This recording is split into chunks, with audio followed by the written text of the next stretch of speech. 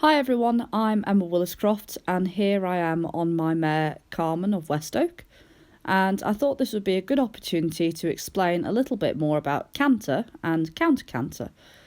Canter is a slightly different pace to the others in that horses canter differently depending on which direction they're going in. Here I'm on the right rein, so I am turning right, and if you look, both of her right legs, front and back, are staying in front of her left legs. So she is in what's called right lead canter.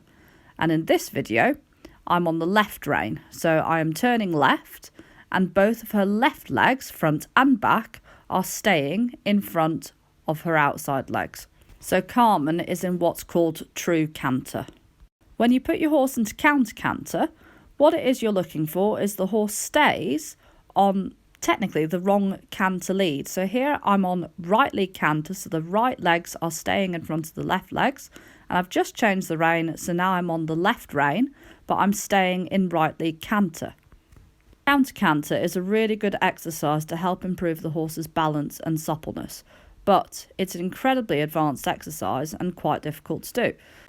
The first thing that I do when I'm teaching a horse how to counter canter is to ride something called shallow loops. So basically you go down the long side, you turn off the track towards the inside a bit, and then you turn back towards the track.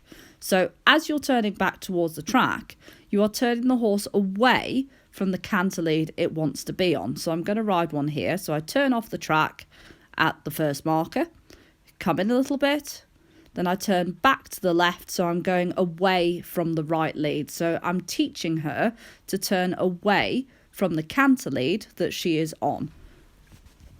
If your horse is finding that quite difficult, a good thing to do is maybe riding a little bit of counter flexion. So here, I'm just very gently turning Carmen's head to the left. So I'm turning it away from the right lead canter that she is on. And then you go back and you repeat. So again, turning off the track at the corner marker, coming in a little bit, turning her head slightly to the left, pushing a bit with my right leg, and encouraging her to step back over to the left, so away from her canter lead. It is a case of just repeat, repeat, repeat. The next stage that you would do is you would ride your counter canter from a half circle. So here I'm riding a half circle. I'm then aiming across the diagonal to change the rein. And I'm going to tell her that I want her to stay in counter canter. So I'm keeping my left leg back because she's in right lead canter. And I'm pushing her nice and forwards and telling her basically just to keep going. Don't forget, Carmen is well established at this. She's been doing this for quite a while. And when you first start to do this exercise, you'll probably find that you get to the short side, and once you've got there, your horse just kind of wants to drop out of the canter and it loses its rhythm, possibly does a flying change, gets disunited.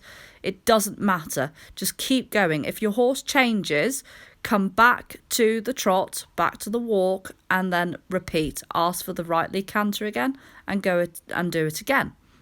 And then once you've got that nice and established, try and keep it for longer. So here I'm taking her further down the long side and keeping her in that right lead canter, and I'm aiming to do a second short side.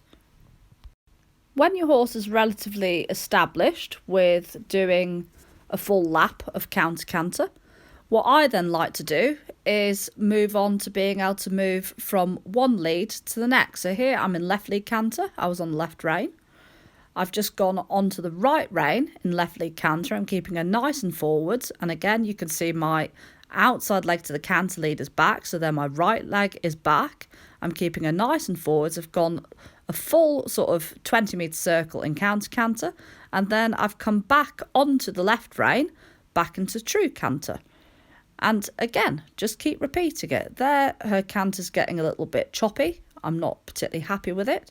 So I'm just doing a 20-metre circle now in true canter, just to say to her, come on, don't lose your balance. Keep remembering that you need to step under from your hind legs. You need to step forwards. Brought her back a little bit and then her centre forwards again. And then you repeat it on both reins. So here I'm on right lead canter, but I'm on the left rein. And what I'm probably going to do is go across the diagonal. Yeah, here we go. Across the diagonal.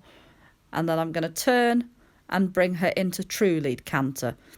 This time I chose to do a 10-metre circle and true lead canter as opposed to a 20, because sometimes you might find if you do slightly smaller circles, it can help the horse to engage and just use its hind legs a little bit more, so that the next time you come into your counter canter, they then find it easier because you've already got the hind leg underneath.